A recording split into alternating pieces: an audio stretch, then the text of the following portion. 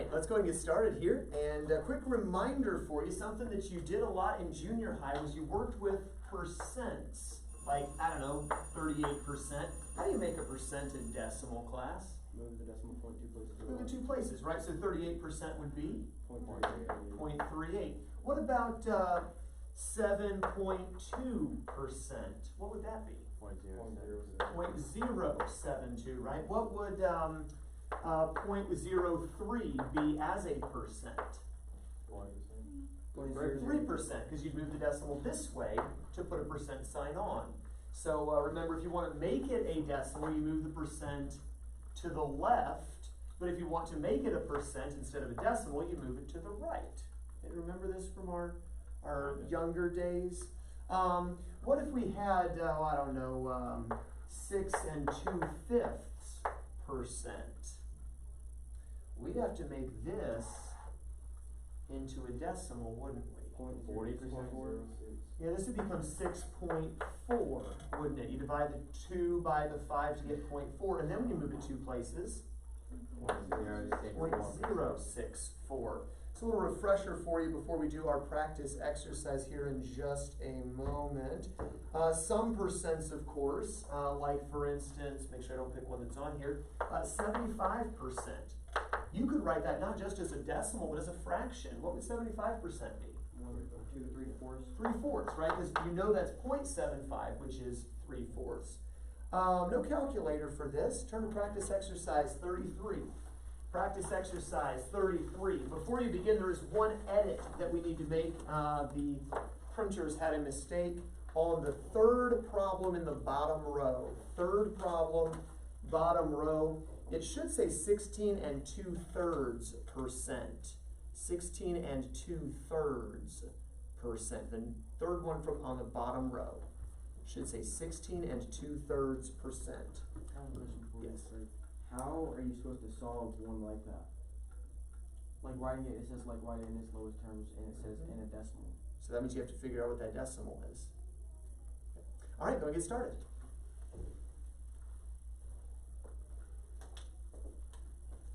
Good review from your junior high days. Now again, those who were not here in junior high, do your best. Those who were, good refresher for you.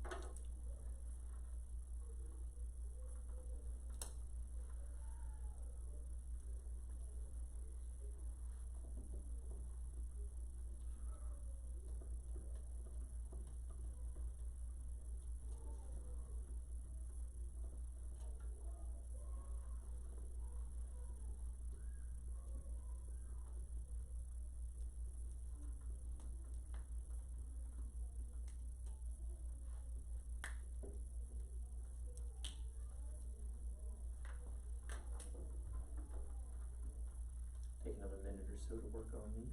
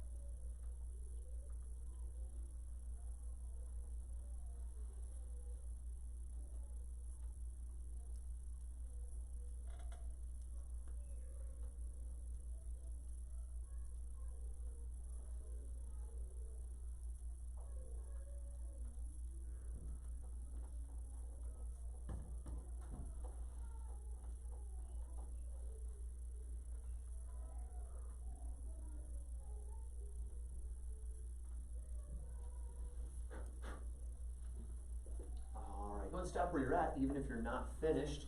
And Chris was first. Chris, going across the top row, 61% as a decimal would be? 0.61. 0.61. How about 3%? 0.03. Actually asked that one by accident. How about 6.5%? 0.065. Good. 1/2 becomes 0.5, then move it 2 places, 0.065. 568%. 5.68. Good. Only move it 2 places, 5.68. How about 3/4%? 0.75. Well, that's 3/4 is 0.75, but then you have to move it 2 places for the percent. Ethan? I got it wrong. I had the same thing. Yeah. Ah, okay. Kendall? 0.0075. 0.0075. How about the, let's see, so no candy on the table here, but this isn't one that usually gets candy. This is a good review one, though it's not one that we generally do great with. How about the next one? Volunteer for 456 7/8%. Is it 4.56725? Ooh, close. 7/8 isn't 0.725. What is 7/8? Anyone? 875. There we go. 4.56875. But otherwise, a great job there. 7/8. All right. How about 30.35? Genesis, what is that as a percent? 35%. What about 0.007? 0.7%. 0.7%. What about 4.5, Chris? 450%. Excellent job. What about 0.745, Kendall? 74.5%. Good, 74.5% or 74.5%. I like what you did there. 0.0003, Audrey.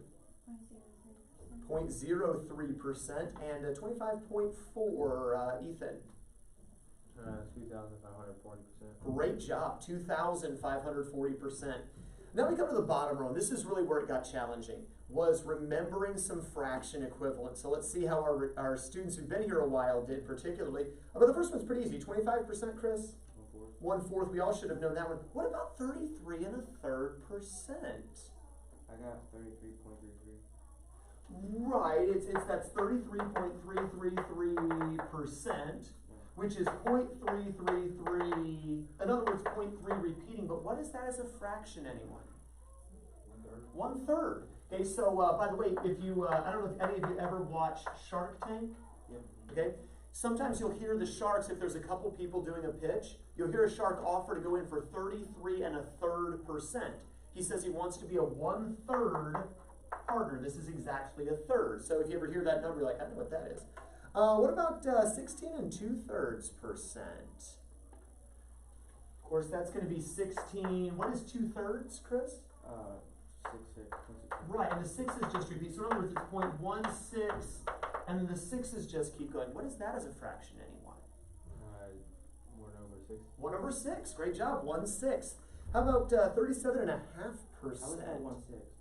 1/6 is 0.16, where the 6 just keeps repeating. That's one that they memorize in junior high, which is why, like I say, if you weren't here in junior high, probably don't have much of a prayer on that one, unless you're really good guessing. What about 37.5%? Audrey, did you get that one? What's a half? Well, but the 1/2 right there is just 0.5. So when you move it 2 places, really the decimal becomes, move it 2 places, 0.375, right? It becomes 37.5%, and then you move the decimal. So what is 0.375 from your younger days? Don't remember. Ethan, care to take a shot at it? 5/8. 3/8. There we go. 3/8. So remember the 8s were the ones that have the 3 decimal places to them. The 2 5s or 7 5s at the end, and 3/8 had the 0.375. 40%. This one might have been anybody could have gotten. I got 2/5. 2/5, right? And a good way to do this one is say, well, percent means hundredths, so make it 40 hundredths.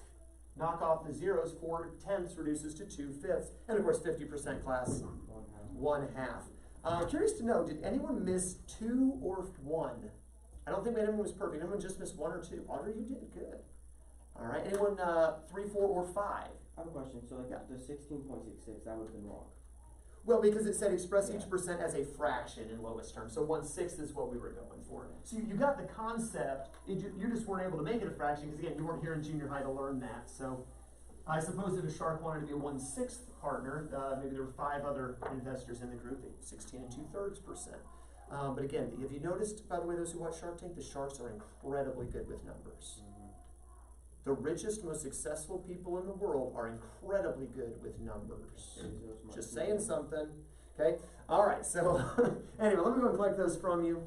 And you want to be rich and successful, listen to your math teacher. Now, one might ask, why is not the math teacher rich and successful?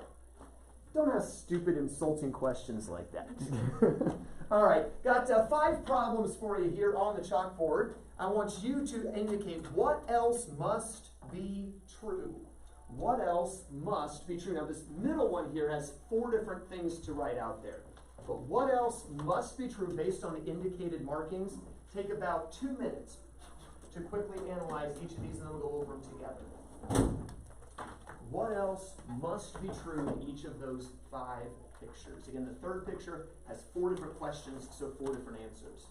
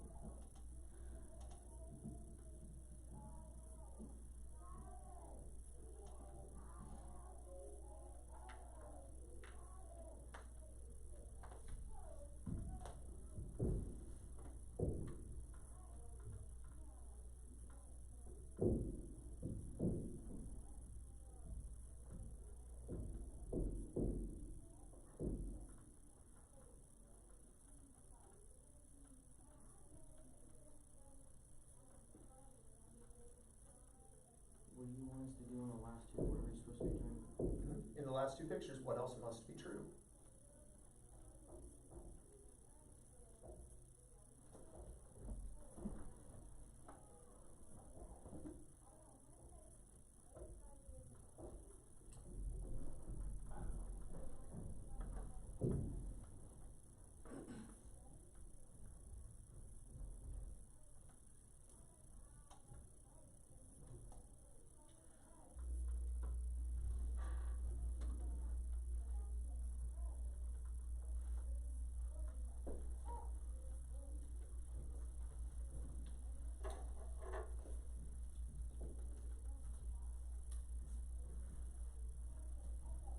These are basically theorems 13 through 18 in pictures. Let's take a look at this first picture here. If in a triangle, one side is greater than another side, then there are going to be unequal class, Opposite angles, right? So which angle must be large, class? C. Angle C, because it's across from the larger side, it must be greater than B. angle B, which is across from the lesser side. Here we have a triangle with two unequal angles, therefore the opposite Angles. sides will be unequal. Which will be the greater side? DE will have to be greater than DF. DF, because the side opposite the greater angle is greater than the side opposite the lesser angle. We said that if from a point in a perpendicular to a line, equal lines are drawn, then they will cut off equal segments from the foot of the perpendicular. So therefore CE and CF must be equal. If, however, from a point in a perpendicular to a line, lines are drawn that cut off unequal segments, the line that cuts off the greater segment is the greater line. So since CF is the bigger segment, BF is the bigger line. BF must be greater than BE, which cuts off the smaller segment. However, if from a point in a perpendicular to a line, unequal lines are drawn, then the greater line cuts off a greater segment from the foot of the perpendicular, so that CE must be a greater segment than CF because BE was the greater line. Greater line cuts off greater segment. If, however, we knew that from a point in perpendicular to a line, lines are drawn that cut off equal segments from the foot of the perpendicular, the lines must be equal, so that BE and BF, must be equal. Again, that's Theorem 15 and 16 and their corollaries. All the things you studied last night. Yeah, I saw a lot of blank looks. Looking here, we've got two triangles, and two sides of one equal two sides of the other, but the included angles are not equal. Well, they're not congruent then because you don't have side angle side. But we said this, that if you have two triangles where two sides of one equal two sides of the other, and the included angles are not equal, the triangle with the greater included angle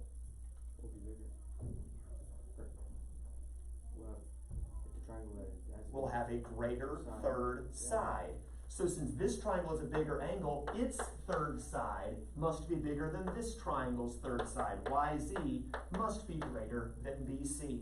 But we said that if we have a couple of triangles and two sides of one equal two sides of the other, but the third sides are not equal, so the triangles are not congruent. We don't have side, side, side.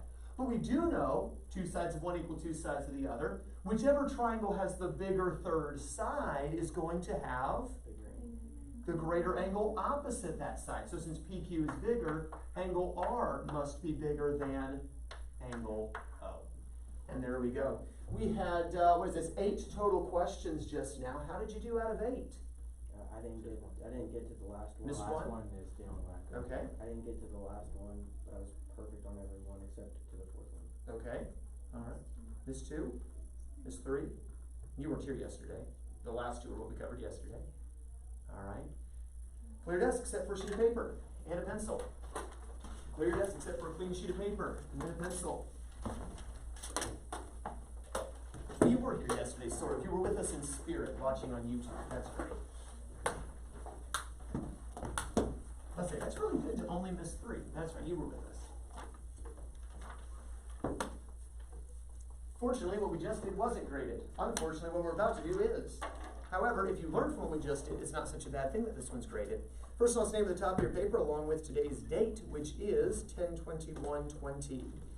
Desk cleared of everything except for a clean sheet of paper, pencil, first and last name. 10/21/20 is today's date.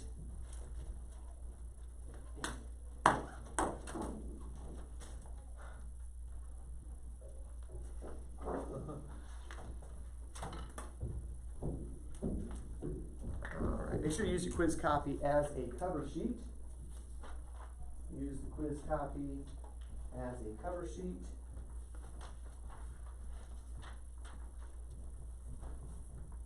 Pretty straightforward.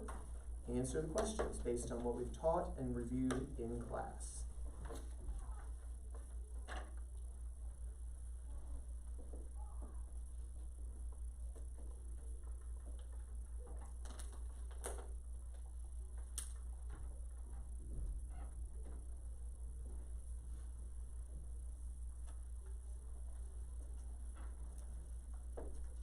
Keep your work covered.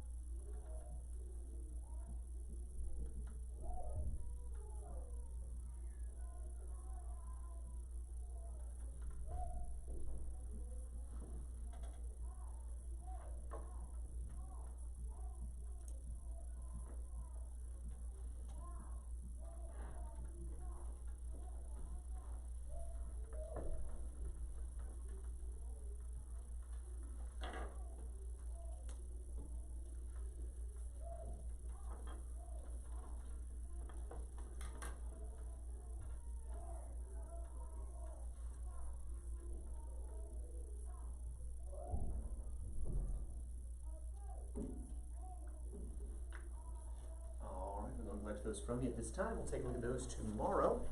For now, if you would go and take out your notebooks, turn to the terms definitions section. Terms definitions section of your notebook. We'll look at a concept that will come up quite a bit your senior year in pre-calculus. It's kind of addressing it here, this idea of distance. Go and write that term in your notes, distance. You can define distance a few different ways. So we're going to have a few different definitions here under distance. Your shorthand for distance is just D-I-S-T. Distance. 3 different ways in which you'll define distance. The first is defining it between 2 points. Defining distance between 2 points. For instance, the distance from me to Chris. Anyone feel like they got a pretty good eye for calculating, estimating distances? About how far is it between us right now, Chris? Probably about 12 feet.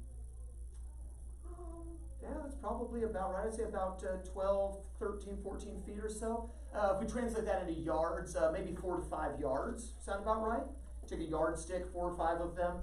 So if I take a step that's about 4 or 5 yards, or actually take a step that's about 1 yard, we would take, assuming Kendall works in the way, about 4 or 5 steps to get to him, right?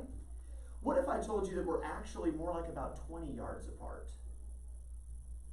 20 yards? Yeah. 1, 2, 3, 4, 5, 6, 7, 8, 9, 10, 11, 12, 13, 14, 15, 16, 17, 18, 19, 20. That's ridiculous. That's not how you measure distance, right? Distance can't be whatever you want it to be. When you measure the distance between things, you measure from one point in a straight line to the other point. That's the distance between 2 points. A straight line. Or rather, the straight line between them, correct? So we know this intuitively. When you measure between 2 points, which again, a person and another person would be 2 points, maybe on a map, one city and another city, right? That's how we define distance. What about the distance between a point and a line? The distance between a point and a line. Now, that wall over there is certainly not a line, right? But we could imagine for a moment that the wall over there is like a line, and we could imagine I'm a point. How far am I from that wall? Yeah, maybe, well, the chalkboard itself here is a 12-foot chalkboard. Maybe a little bit. So, maybe a little less than 12 feet, maybe like, I don't know, 10 feet or so. So about 3 to 4 yards, right? 1, 2, 3, 4, 5 yards. Is that how we measure distance? I went in a straight line, pretty much, other than trying to dodge around Genesis and accidentally kick her in the foot. Sorry, Genesis. About 5 yards. It was a straight line, wasn't it? Is it the line that takes the least time to get there? Yeah, the line that would take the least time, right? Whenever you measure, for instance, from you to something, even from Genesis to the wall, right? Like, okay, hi Genesis. Does it make you uncomfortable? Sorry. All right, so get a little bit further away even from me to the wall here, we're like, well, that would be about 4 feet. Because we would measure like this, not 6 feet like that. Why not? Because we're trying to get the shortest. Anytime we say distance, we're implying shortest possible distance. What would be the shortest possible distance from a point to a line? Straight line. Well, I did a straight line, and we said it wasn't the shortest. Kendall, what would be the shortest? The perpendicular. The perpendicular, by the way, because remember, from a point to a line, there is only one perpendicular that may be drawn. So when we talk about the distance from a point to a line, we're specifically referring not just to any old straight line, but specifically to the perpendicular. What about between 2 lines? Well, wait a second. Can you define the distance between 2 lines? Well, it depends. If the lines are like this, how would you determine the distance between them? Pick a point on both lines and measure between. Well, then you'd be finding the distance between 2 points. At the point they intersect? Well, what would be the distance between them at the point they intersect? Yeah.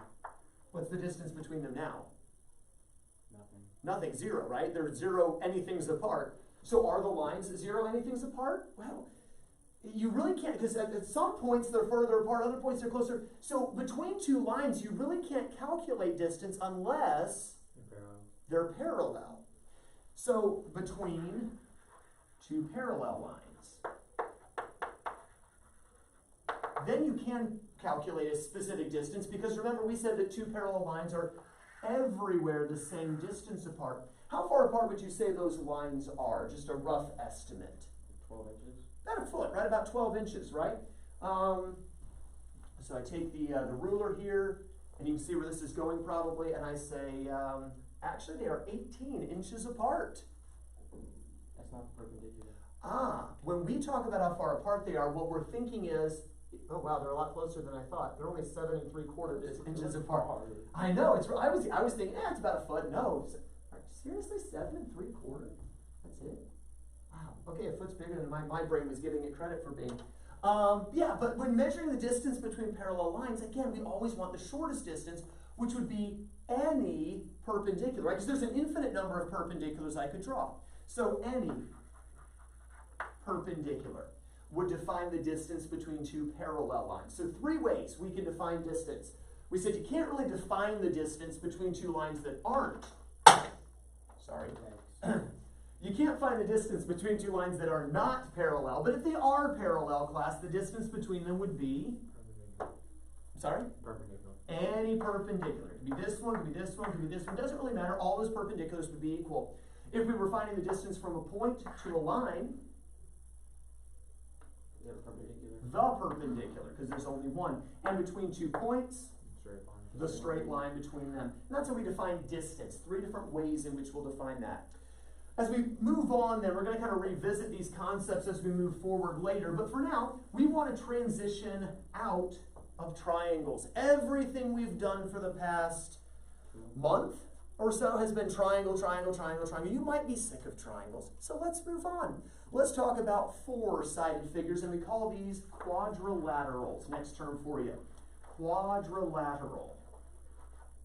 Now that's a very long word. Quad. And but quad could also refer to quadrant. So you can't just go with quad.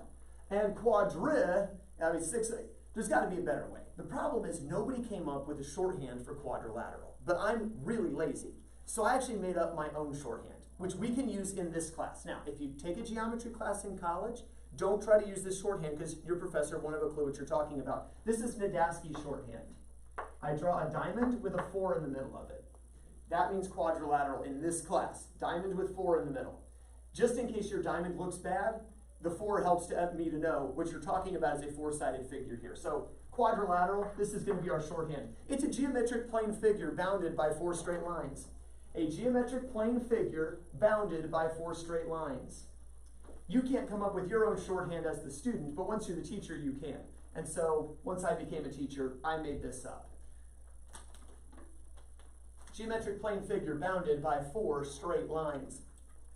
Quadrilaterals can look like a whole lot of different things. As long as there's 4 sides, really doesn't matter. But there are some special quadrilaterals that you might remember from your junior high days. One of them is called a parallelogram. Remember parallelogram from junior high? Now, that's another very, very long word, and we're very, very lazy. Fortunately, this actually has a designated shorthand, and that is to draw a parallelogram. Nice. So if you draw a parallelogram, kind of like triangle, the symbol is a triangle, or circle, the symbol is a circle with a dot in the middle. The symbol for a parallelogram is that. Now, the problem is when you draw them quickly, if you're not careful, they can look very similar, which is another reason why I put a 4 in the middle of quadrilateral, so I can tell the difference. But ideally, you want to be able to draw a figure that is parallel top and bottom and parallel on the sides, because that's the definition of a parallelogram. A quadrilateral having opposite sides parallel. You don't have to write the word quadrilateral. Almost did. Like a little diamondy thing. Anyway, a quadrilateral with opposite sides parallel. A quadrilateral having opposite sides parallel. That's a parallelogram. So as long as 2 sides parallel, the other 2 sides parallel to each other, you got a parallelogram. You might remember another figure, though, from your junior high days called a rhombus. A rhombus. Now, a rhombus was special because although it has opposite sides parallel, I can actually draw it right, try to, freehanding it there. Not only are opposite sides parallel, but in a rhombus, by definition, two adjacent sides are equal to each other. In a typical parallelogram, that's not the case. Adjacent sides usually wouldn't be equal, but in a rhombus they are. So your definition for a rhombus is a parallelogram having adjacent sides, two adjacent sides equal. A parallelogram, use the little symbol thingy, having two adjacent sides equal. A parallelogram with two adjacent sides equal. Now, if you're thinking back to junior high math, you might be like, Mr. Jasky, we learned that all the sides are equal. Well, the definition doesn't include that. We're going to actually prove that that's true. But by definition, you only need two adjacent sides equal. Definitions should be as unspecific as possible to allow the greatest flexibility. So we're going to prove the other later, but for now, two adjacent sides equal is your rhombus. Another special quadrilateral that you discussed when you were in junior high, in fact, going further back, Chloe even knows this, and she's 5, is a rectangle. A rectangle. Our abbreviation is RECT and then the angle symbol. Bail out early. Rectangle, and then put a little angle symbol. A rectangle is, by definition, a parallelogram, one of whose angles is a right angle. A parallelogram, one of whose angles is a right angle. A parallelogram, comma, one of whose angles is a right angle. Again, you might be thinking, Mr. Jasky, I thought all the angles were right angles. We're going to prove that that's true. But again, for purposes of the definition, as least specific as possible, if at least one angle is a right angle, we call it a rectangle. A parallelogram, one of whose angles is a right angle. So, of course, parallelogram, mine's parallel, and if one of the angles is a right angle, we have a rectangle. A special rectangle, though, would involve these two sides being equal. Right now they're not, but kind of cut it off early. Parallelogram, two adjacent sides equal, and a right angle. This is something we call a square. A square is a rectangle having two adjacent sides equal. A rectangle having two adjacent sides equal. A rectangle having two adjacent sides equal. Now, here's where students sometimes struggle with all these definitions. All of these are quadrilaterals. All of these are parallelograms. This is a special parallelogram. It has two adjacent sides equal. This is a special parallelogram. It has a right angle. This is a special rectangle, which is a parallelogram, which is a quadrilateral. Here's what I want you to picture.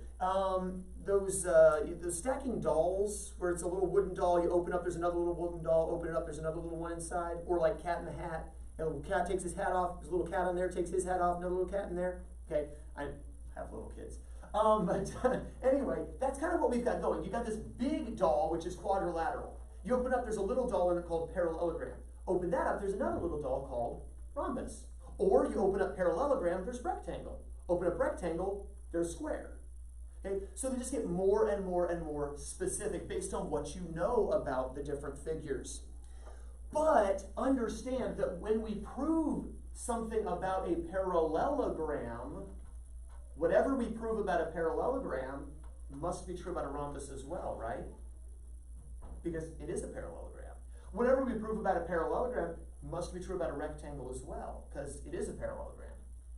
Whatever we prove about a parallelogram must be true about a square, because it is a rectangle, which is a parallelogram, so therefore it is a parallelogram. Does that make sense? Whatever we prove to be true about a rectangle must also be true about a square, because it is a rectangle. Does that make sense? So kind of a little bit of a trickle-down effect. We're going to prove a lot of things about parallelograms, because those things will be true of all these other figures as well. Theorem 19 in the Theorem's Corollary section now. This is perhaps the most fundamental theorem regarding parallelograms, which is the first big group of quadrilaterals we're going to discuss. We're going to focus on parallelograms for quite a while because there are so many other figures that are subcategories, if you will. Theorem 19. Theorem 19 says this: opposite sides and opposite angles of a parallelogram are equal. Opposite sides and opposite angles of a parallelogram are equal. Opposite sides and opposite angles of a parallelogram are equal. Once you have that down, turn to the proofs of theorems corollary section, brand new sheet of paper, top of the page, put Theorem 19. And we'll say opposite sides and angles of a parallelogram are equal. Opposite sides and angles of a parallelogram are equal. Once you have that down to the best of your ability, draw what appears to be a parallelogram. Now, top and bottom lines looking parallel should be easy because you have the blue lines on the paper. The hard part is getting a couple of lines that look parallel here. But the good news is we don't trust our eyes. So if we say it's a parallelogram, then it is, whether we drew it perfectly or not. Call the parallelogram ABCD.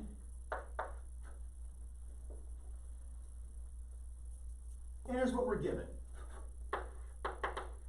We're given that this is a parallelogram.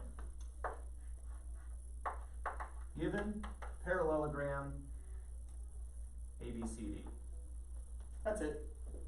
And we're trying to prove that in any parallelogram, that's all we know about is that it's a parallelogram. Given any parallelogram, prove that opposite sides and opposite angles have to be equal. Well, opposite sides. What would be opposite to AB, class? What's the opposite side to AB? CD. Now you realize in a triangle, you don't really have two sides that are ever opposite each other, right? You have sides opposite angles, but you never have sides opposite each other because all the sides touch. It's what gives a triangle its strength, as we talked about before. But in a quadrilateral, you do have opposite sides. For instance, AD has opposite it CB or BC. Angle A has an opposite angle to it. What's opposite angle A? Angle C. Again, angles are opposite each other, not opposite sides. Angle B, of course, is opposite angle D. And so we're going to prove that these sides are equal, these sides are equal, these angles are equal, and those angles are equal. Once you have that down two columns, statements, reasons.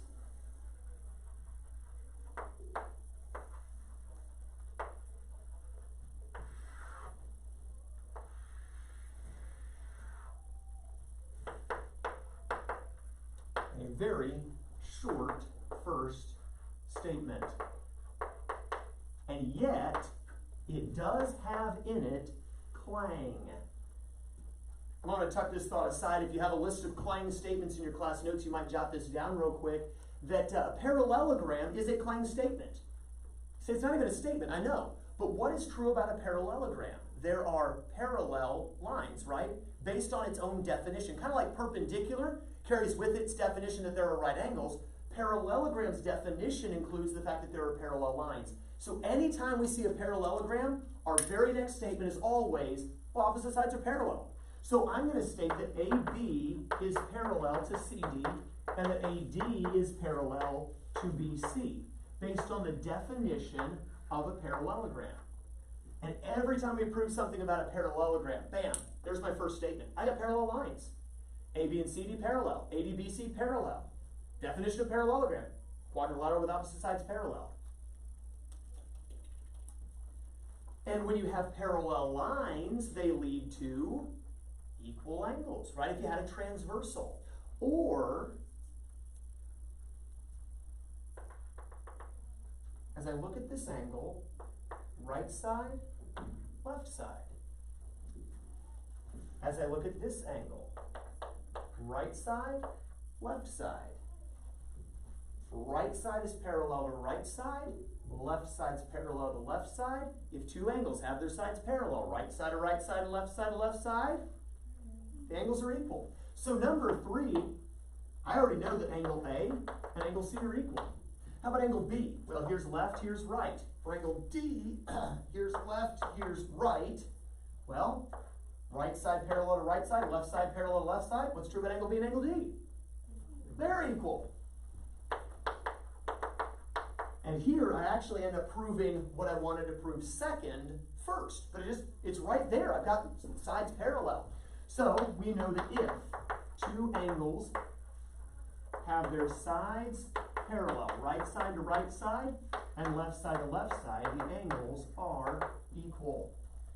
If two angles have their sides parallel, right side to right side and left side to left side, the angles are equal. And that takes care of half of what I want to prove in a jiffy. Are there other ways to prove it? Yes, the book does it a different way. But man, doesn't that speed up our work a little bit? Yeah. Now, I also want to prove some lines are equal. What's one of the best way to prove lines equal, class? Get congruent triangles and use CPCTE. We're not away from triangles, are we? But I don't see any triangles. You could draw one. I could draw one. What triangle do you want me to draw? Hey, can't you technically already be done with the proof? No, I'm only done with this part of it. I still have to prove all this. I'm still trying to prove lines equal. That's what I just said. No, I thought parallel means that two equal lines. Is that? So two lines are parallel, they're equal? That's what I thought. I may be wrong. Line X and line Y are parallel, they're equal also? No. No. So I need to prove them equal. And we said if we could get congruent triangles, but what triangles? I see no triangles. You could draw an auxiliary line between A and C. Ah, if we drew an auxiliary line, a diagonal from A to C. Now all of a sudden I would have a couple triangles, right? Now let's think, does this help me before we go doing anything else? If, true or false, it forms two triangles, class. True. That's true. Does it help if these two triangles are congruent? Well, would this side equal this side if the triangles were congruent? Yes. Yeah, because they're corresponding sides of the, what about these two sides? Yes. So yeah, if I draw this diagonal, number 4, what should we state here, Ethan? Draw a auxiliary. I would just draw AC. Yeah. There we go. What about my reason? When he said draw AC, I knew exactly what he meant. Why? How did I know? Bisector? Because from A to C, how many straight lines can you draw? Only one, right? 2 points determine a straight line. So because 2 points determine a straight line, when he said draw a line from A to C, or in other words AC, I knew exactly what he meant. Now, with this line, it gives me two triangles. I want the two triangles congruent. What are some ways to prove triangles congruent? Call them out. ASA, Side angle side. SAS, Side angle angle. side angle angle, Side side side. side side side, okay? Now, 2 of these methods we can rule out because we're trying to prove a bunch of sides equal, right? Which means, stay with me, we can't use Side angle angle. side, side, side, right? There's no way I can get side, side, side because otherwise I'd already have to have these lines equal. So let's rule that one out. In fact, since I'm trying to prove these two sides equal respectively to these two sides, the most sides I can already have equal ahead of time is 1. That rules out SAS. Which side of this triangle can I get equal to a side of this one? AC. I can get AC equal to itself. Now, when we draw this, right, this, it's technically AC equals CA, because if you notice, this side corresponds to this side. So this side that ends in C corresponds to a side that ends in A, so the C's and the A's have to line up. But the reason is the same. A line equals itself by identity. Well, here's a set of sides. Oh, I already have some angles equal. Which angles? D and B. Now, not A and C, but D and B. So I've got a pair of angles equal here. I've got a pair of sides equal here. So I've got sides, I've got angles. Got to be another set of angles equal. A and C are angles. No, we do. But A is the whole angle at A, C is the whole angle at A. Or whole angle at C. Put 1, 2 at A and 3, 4 at C. And you have 1 equal to 3 and 2 equal to 4. Right? 1 equals 3? How do we know? Because the whole is equal to the sum of whole squares. So 1 is the whole of 3? We already proved that A Halves equals is C. equals correct? We have halves? Yes, half. How do we know we have halves? Does this bisect? Yes. No. We didn't say it does. Is it perpendicular? No, it's not. We have right angles. How about this? How about 2 and 3? Corresponding. Alternate interior angles of parallel lines. Not only did we form 2 triangles when Ethan had us draw AC, we drew another transversal. So angle 2 and angle 3 have to be equal because cut off by that transversal, they are alternate interior angles of parallel lines. And we know that alternate interior angles of parallel lines are equal. So now I've got 2 sides equal, then I've got a couple of angles equal, then I got a couple more angles equal. Side, angle, angle. My triangles are in fact, class, Congruent. congruent. There we go. Now, as we label this, I've got the top triangle is angle DAC, DAC, God bless him. And it's congruent to, let's see, what corresponds to D? B. What corresponds to this angle at A, angle 1? Angle 3. Angle 4, the angle at C. And then what corresponds to angle 3, the angle at C? Angle 2, the angle at A. So we'd say that triangle DAC is congruent to triangle BCA by side angle angle. And now that they're congruent, these 2 sides have to be equal by CPCT, and these 2 sides have to be equal by CPCTE.